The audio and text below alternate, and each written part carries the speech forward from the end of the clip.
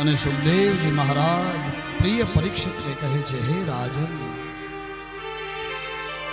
Shri shook ઉવાચ સત્રાજિતઃ સ્વતનયામ કૃષ્ણાયામ કૃતકિલ્બિષઃ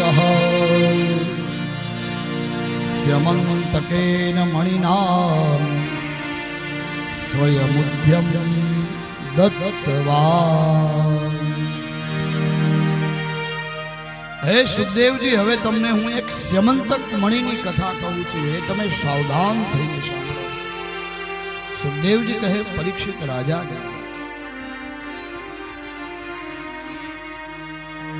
એક વખત સુખદેવજી કહે છે કે સત્રાજીતે કૃષ્ણ પર ખોટું કલંક લગાવ્યું, આપણી ભાષામાં આળ આવ્યું, કલંક લગાવ્યું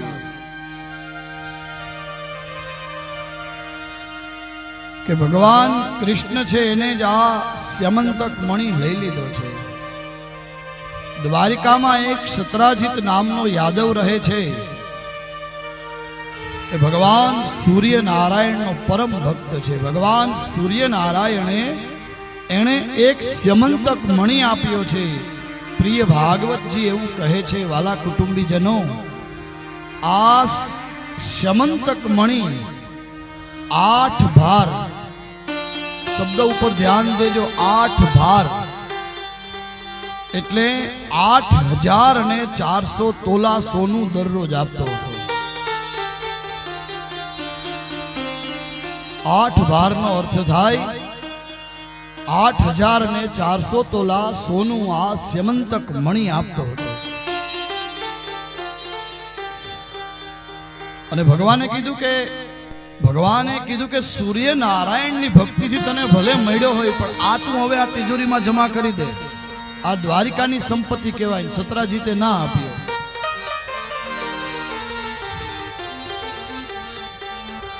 અને એક વખત આ સત્રાજીતનો ભાઈ પ્રસેન ઘોડા પર જઈ રહ્યો છે ને આ સ્યમંતક મણિ એના પાસે છે,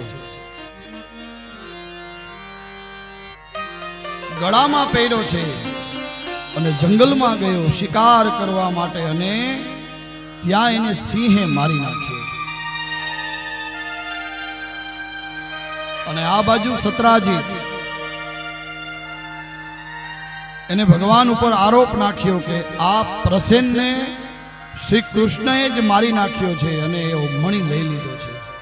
ભગવાન તો નિર્દોષ છે, એને તો ખબર નથી. આ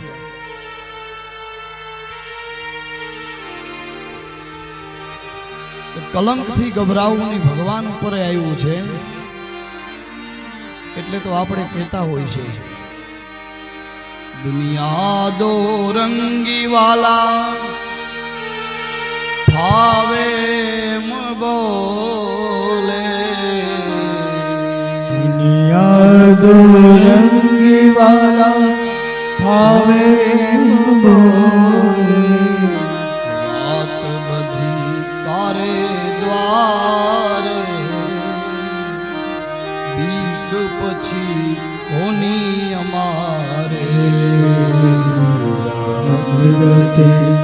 સાંજ સવારે બીક પછી કોની અમારે.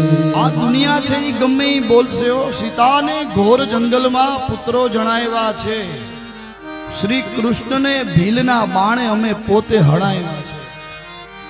અને પાછા આપણે કહીએ, કલમ ધ્રુજે છે લખતા અમારા પાપ પોથી. હે, શ્રી કૃષ્ણને ભીલના બાણે અમે પોતે હણાવ્યા છે. ભગવાન ઉપર પણ આળ આવ્યું છે કે આ કૃષ્ણએ આ ચોરી કરી છે, આ મારી નાખ્યો મારા ભાઈને, અને આ સ્યમંતક મણિ લઈ ગયા.